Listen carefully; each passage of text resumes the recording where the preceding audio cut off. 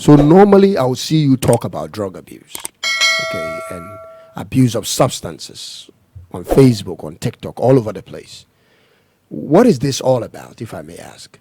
Right. So the motivation behind this basically has to do with the fact that I had my brush with substances, I see. for several years, and I was into all sort of substances: cocaine, heroin, marijuana, alcohol is a drug, and cigarette and other substances. And so when I came out, in fact, when I was coming out of my addiction, I thought the situation had ended. For me, I thought everybody was like me. But it was when I came out after some years that I realized that the situation was becoming so rampant. People were getting into it by the day.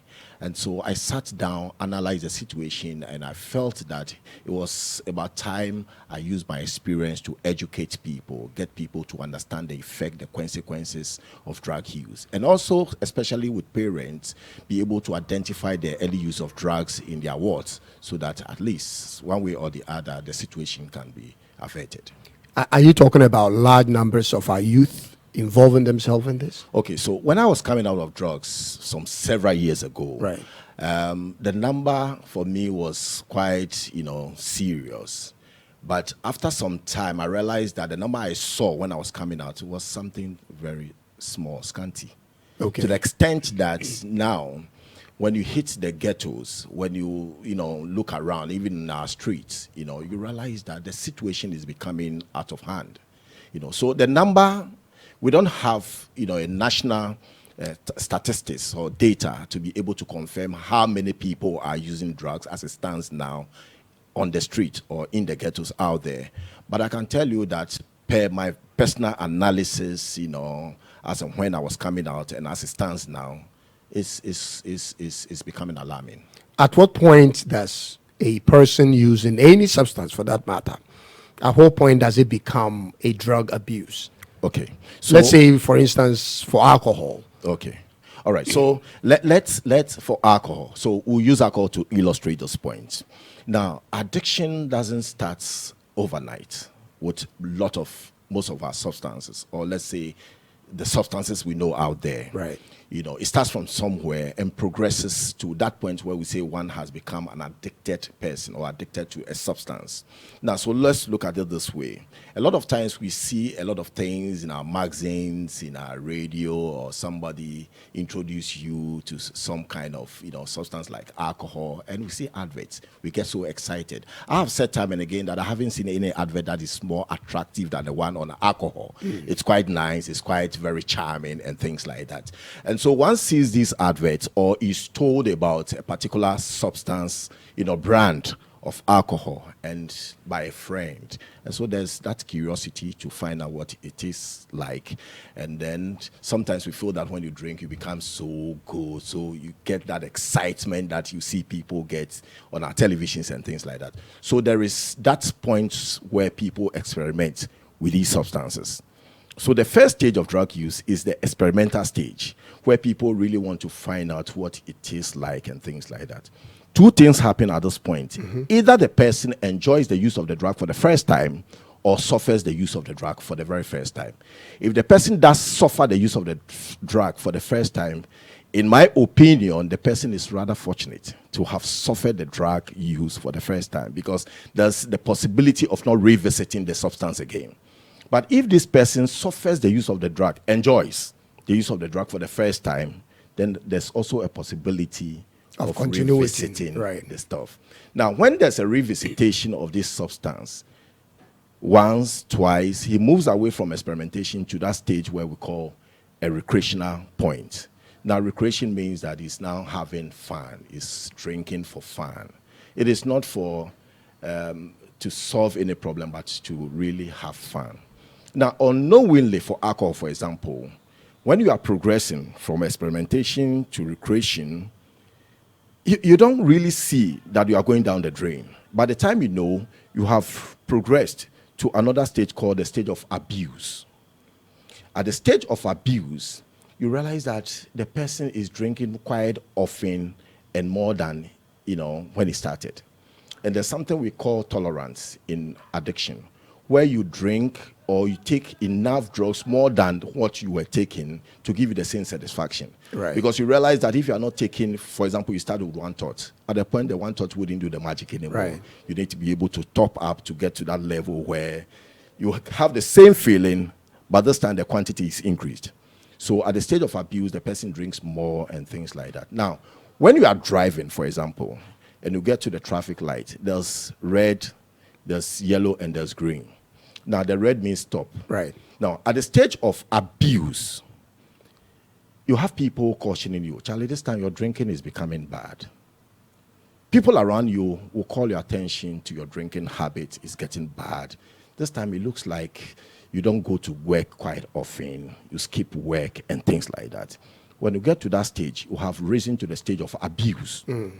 Now, if you get to that traffic light and the red light comes on and you don't stop and you cross, what happens? The police arrest you. Right. That is where you progress and now graduate to the stage of addiction.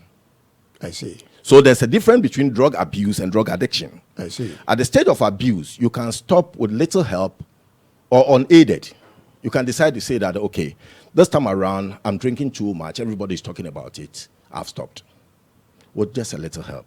But when you cross over to the stage of addiction or dependency, as the word sounds, it means that you need to now continue to use not for pleasure anymore as it used to be, but for survival. Because in the absence of the substance, you go into withdrawal. You know, and the withdrawal is quite very severe. The withdrawal is what they call cold turkey. Right. Charlie, the guy get turkey. The guy get turkey on our streets. And let me give you a little description of what the withdrawal looks like or the cold turkey looks like. Now, let's say somebody who uses alcohol gets up in the morning after using severally and crossed or progressed to the stage of addiction or dependency. In the absence of the substance, in the morning, we all yawn, but this person gets a very big yawn with water cascades from the eyes, and he gets stomach cramps, whether he's eating or not. He gets diarrhea.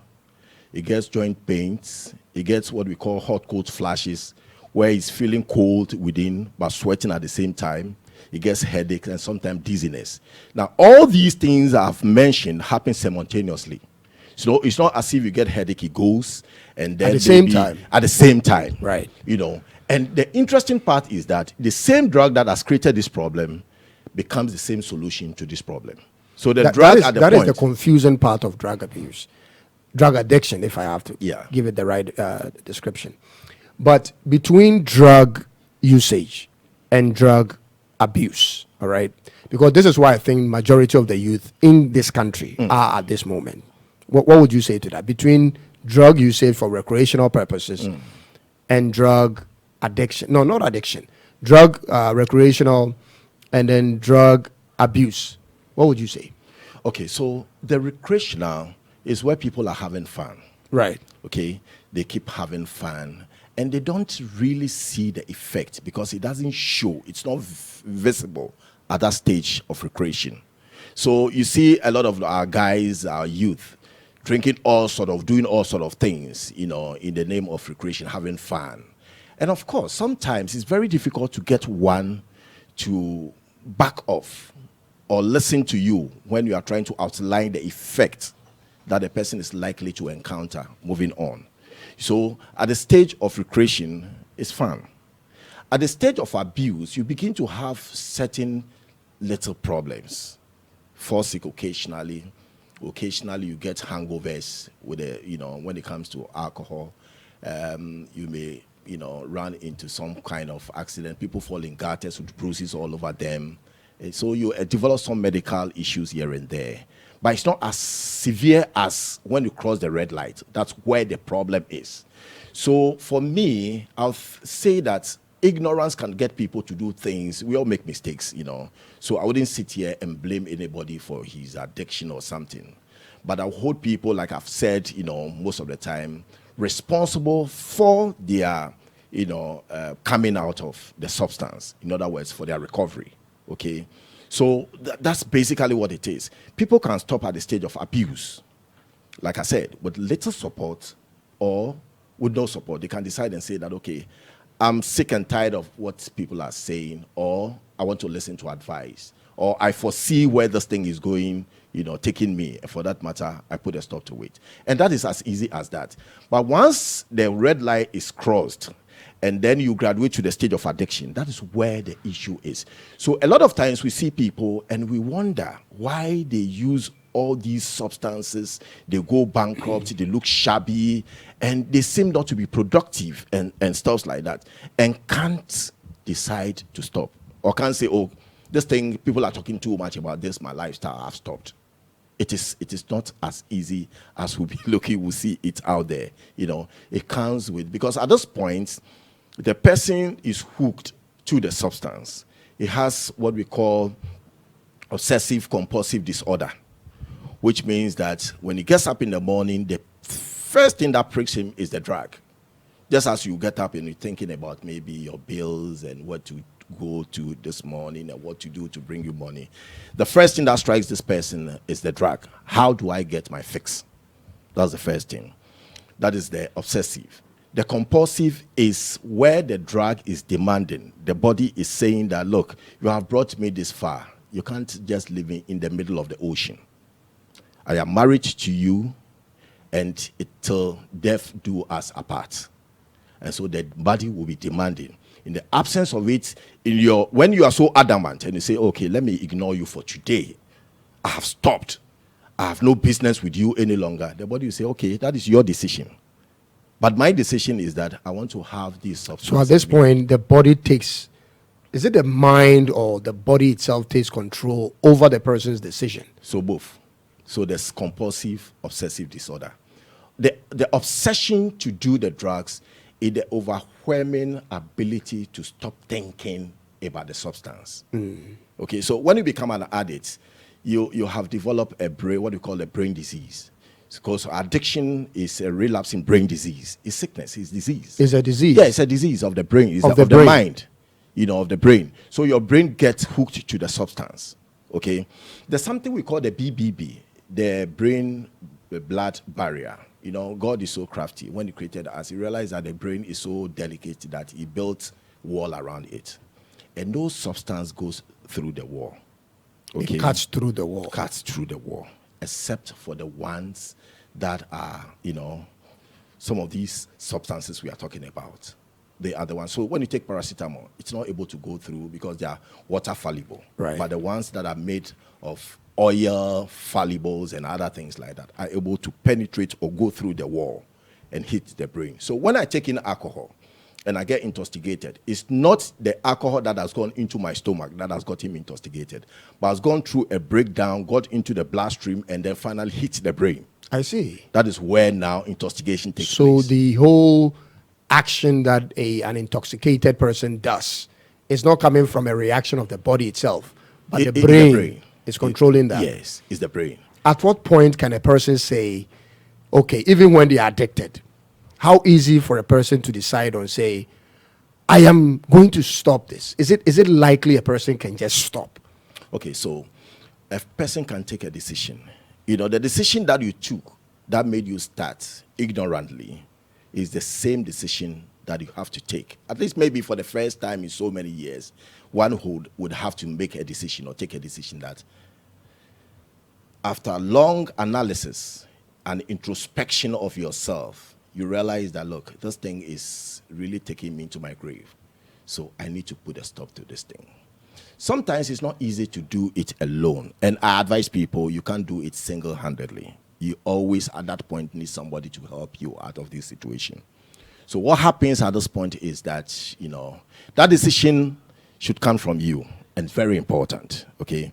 When this decision is taken, you need people around to help you do this. Because at the stage of addiction, where withdrawal whole tech is set in most cases, you need medical attention, to be able to get you through what we call detoxification. Okay. Where you get your system washed, okay. let me put it that way, for Cleansed. yes, cleansed, of all the particles of the substances in your body. Because so long as the particles are within your body, The body you will are be tempted to go back into that lifestyle. exactly. So the Do you see the detoxification, number of mad people on our streets today? it's quite overwhelming. Is it something that can be attributed to the abuse of drugs? To in our large city? extent, yes. To large extent, yeah. Because you see the young ones this time going down the drain with insanity, And I wouldn't say in every situation, but in most cases, I can say or agree that yes, that can be associated or connected to drug abuse. It looks or as if once they get to that point of madness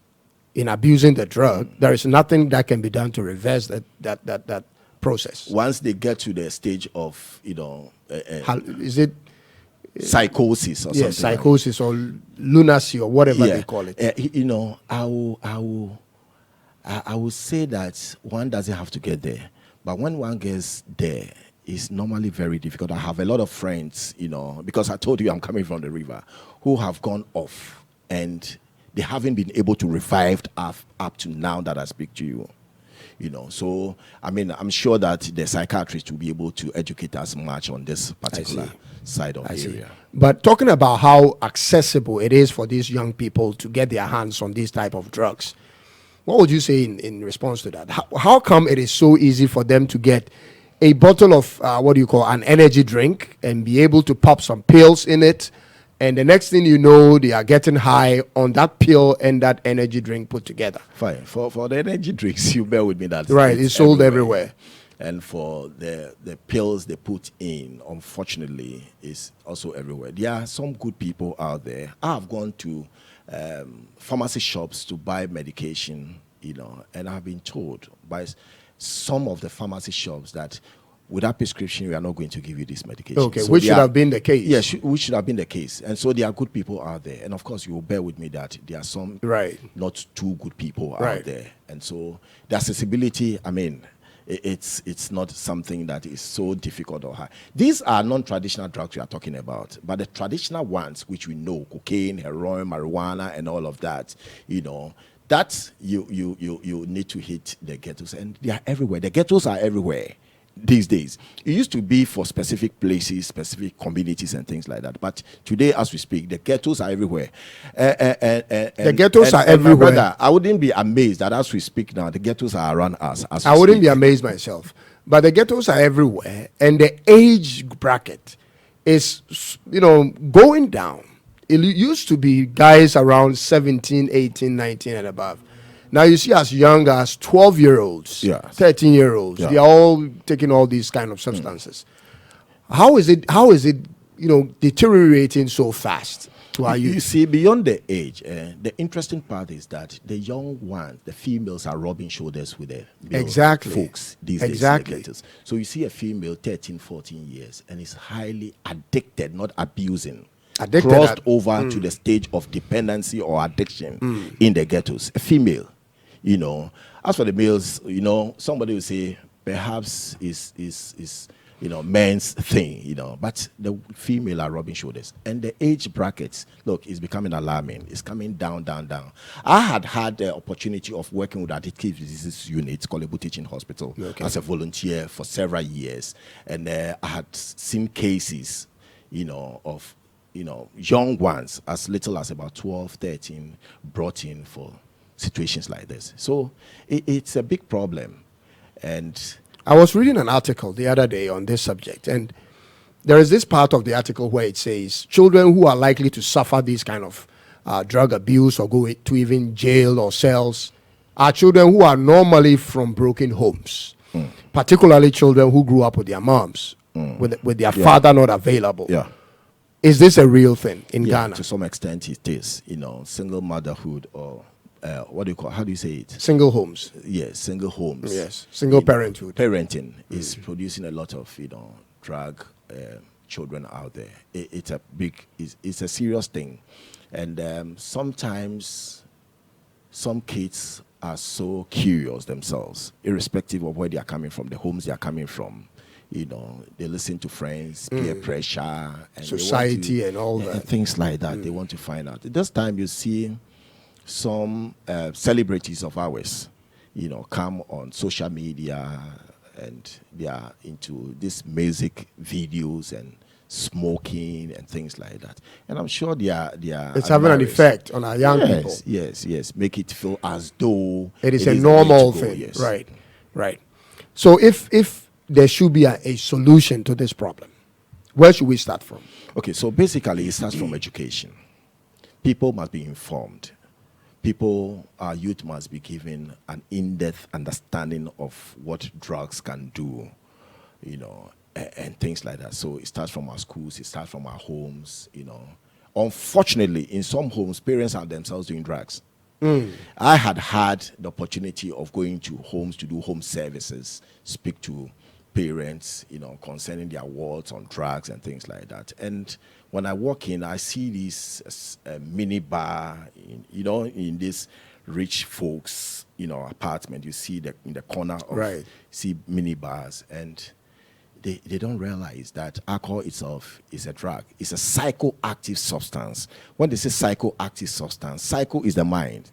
So anything that has the ability, any substance that has the ability to alter the mind and change the mood of the user is a drug. And alcohol falls within that category. So sometimes parents themselves are into some of these substances. I see. And when it happens like that, it becomes very difficult for them to even own or have control over themselves, let alone over their children or kids. I see. But it looks as if it's becoming a common thing, especially in the capital city and some parts of Kumasi. Yes, but it's a cut across. These days, it's everywhere. It's everywhere? Yeah, it's everywhere. When you do the survey properly, some part of the regions, maybe because of financial issues and things like that, but it's everywhere. I had stayed in most of these mining areas, and in those days, it was cool. But now when you go there, because of mining and because of the money it comes with, especially with this galamsey and so on, you see a lot of drug use in these areas. So it's a cut across thing. It's everywhere. And now that the government of Ghana has passed the growing of marijuana, as a what they call it a certain name for medicinal purposes. Do you think that is going to have an impact on drug abuse in this country? Well, this is one area that sometimes I'm reluctant to talk about, because when it comes to policy making, government issues and things like that, I'm careful in going into that areas. But let me speak from experience as somebody coming from the river. Let me talk like a one-time drug addict. Let me be very plain here. Okay. And cease to be diplomatic on this. I am not for, because you see, if it is even for medicinal purposes and it's grown, there will always be a spillover. You bear with me. Right. And who is going to manage that spillover? I have said time and again. And one of the things that is said is that legalize and control. And I don't see it here, because you see, when you take a trip to our marketplaces, Kandishi, for example, sometimes I wonder if we really are able to control anything in this part of the world, because you see the refuse all over, Bola all over. And I'm asking, if we have a ministry responsible for refuse, and yet we are not able to control refuse, how are we able to control something that brings pleasure to the user? So, yes, I'm not in a position to decide as to what to be done or not, because I'm not in the policy making or decision making, bracket or group. But I would say that it is not, in my opinion, the best of, move at all in terms of that decision to legalize or to whatever. I'm short of words, but I'm not for it. Currently, as it is now, what is the most popular drug on the streets? Okay, it's the amazing thing is still alcohol. It's still alcohol. Yes. That is the most popular. Yes. It has been popular since Adam. Yes, alcohol. And so sometimes the justification for those who use marijuana, for example, is that, but alcohol, people, they drink alcohol. Even XYZ people, they drink alcohol. So they justify the use of these substances with the fact that alcohol is everywhere, it's accessible, it is. And that is the irony of it all. You find alcohol being sold in every street in Ghana. even though we know it can be a drug, it can be abused, it can turn into addiction. It is sold in every corner of this country. Yet, other substances aren't, even though their effects could be the same. Yeah. Isn't that an irony? Yeah, it is. It is. So for me, if perhaps one day I'll become the president of this country, and maybe the first thing I will look at as a way of controlling it, if it is possible, is alcohol, because the age bracket, they say 18. You bear with me that Right. people are drinking under that age. Right. So In fact, there is no system in place where young people who go to the local spots yeah. to buy alcohol, they don't check their Yeah, ages. they don't check. Sometimes they come in and say, "My father sent me, my mother, my uncle Exactly. sent me," and they are sold Exactly. to them. Exactly. They hide behind the walls and they use it. Exactly. So if you asked me, like you did earlier, the way forward for this particular situation of drug use, its problems, and all of that, like I mentioned, education. It starts with education, Right. And the decision for the education starts with people who don't know anything at all about drugs. Okay. We So should that's- get them aware of it first. Unfortunately, I happened to speak to a parent and some time ago, and I wanted to voluntarily, because at that time I'm still on heat. By that time, when I started my advocacy or my educational program, I wanted to speak in the home of this woman, and she was like, "No, I wouldn't want anything drugs to be mentioned to my children. They don't know about it, and for that matter, don't mention it to She them." thinks it's better that way. Yeah, better that way. And I was like, if you You don't may tell not even them know about what they're it, up to. yes, somebody somewhere somehow Right. will tell them about it, because Right. you see, drugs are always free to start with. There's somebody somewhere somehow who is willing and ready to give you drugs for free to start with, and the target are these are children, this youth, and so they have to be told. They need to be educated. They need to the negative aspect of the use of these substances must be outlined to them to get to understand the effect, so they don't even start at all. Right. And then the second group of people are those who already find themselves using the drugs. Unfortunately, the treatment for drug addiction in Ghana is very expensive. Very expensive. The minimum you can get in an average, when I say average, I'm meaning that a honeyhole sort of rehab center is around 6,000 a month. Wow. And the minimum stay is between 3 and 6 months. So if somebody is doing 6 months, multiply by 6,000. I mean, it's not for everybody. That is why Wow. our streets are flooded with addicts all over. There was a time where somewhere in Asylum Down, the government will put all these people who are suffering from this in one confined place. But today, that thing is like You know almost the gone. interesting part? Let me still say it, because it's not anything secret. When you go to our asylum or psychiatric hospital, they are charging for drug. They are charging? They charge, and from my check, the charge is too exorbitant. Asylum Down. Asylum down, Pantine. I mean, it's too exorbitant. They charge. Yes, I'm I thought it was saying funded by the no, state. It used to be in the 90s. It used to be free. It used to be walking.